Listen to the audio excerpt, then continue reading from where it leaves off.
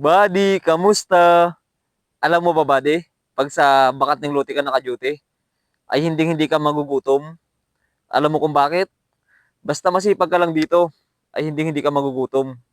Kasi dito maraming magugulay, katulad ng pako, yan, mga ligaw na ampalaya, mga talbos ng kamote, kahit ano ba din nandito, mga langka. Kaya nga bakanteng lote mga buddy, bakanting lupa, maraming mga tanim dito.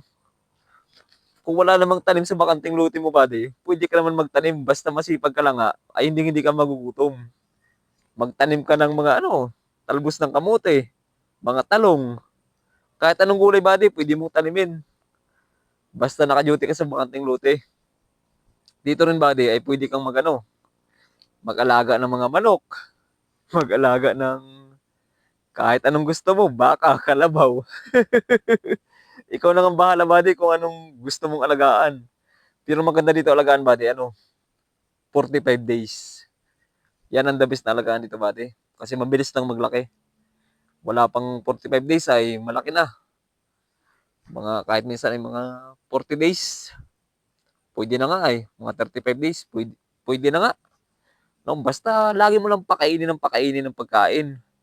No? Mabilis siyang lumaki. Pag mo lang gugutumin, hindi lalaki yan. Yun nga, buddy. Basta masipag ka lang dito, hindi ka talaga magugutom. Basta masipag ka lang magtanim. No? Dito naman ay walang problema. May mga niyog. No? Ang tubig rin dito mga buddy ay hindi rin problema. May mga bukal dito, buddy. Mas maganda pa nga, buddy, yung tubig sa bukal, buddy. Fresh na fresh. Kaysa, buddy, sa sa tubig dyan sa namasa. Makimikal eh. No? Mas fresh pa talaga sa sa bukal. No? Yan ang ininuman namin dito, buddy. Tubig sa bukal. Malinis. Talagang galing talaga sa alam mo talagang fresh talaga yung iinumin mo. Mas gusto ko pa ngayon, buddy, kaysa mineral water. Yun niya, buddy. Basta masipag ka lang dito, buddy. Marami talagang magugulay dito, buddy. Marami pating mga prutas dito, buddy. Sa mga bakanteng lote, buddy. Sa may mga tulad ng pag may binabantayan kang, okay, doon ka naka-duty sa malaking lupa, sa malapad na lupa, tapos panag-growing ka, marami kang makikita mga prutas. Kahit anong prutas, buddy. Pwede mong, kuha ka lang ng konti. Konti lang, ha. Huwag mong lahatin.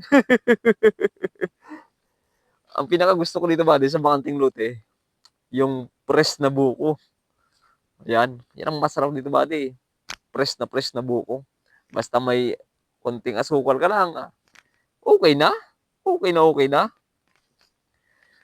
Tapos yung mga dito, buddy, yung mga ligaw ng palaya, lahukan mo lang ng sardinas ay pwede na.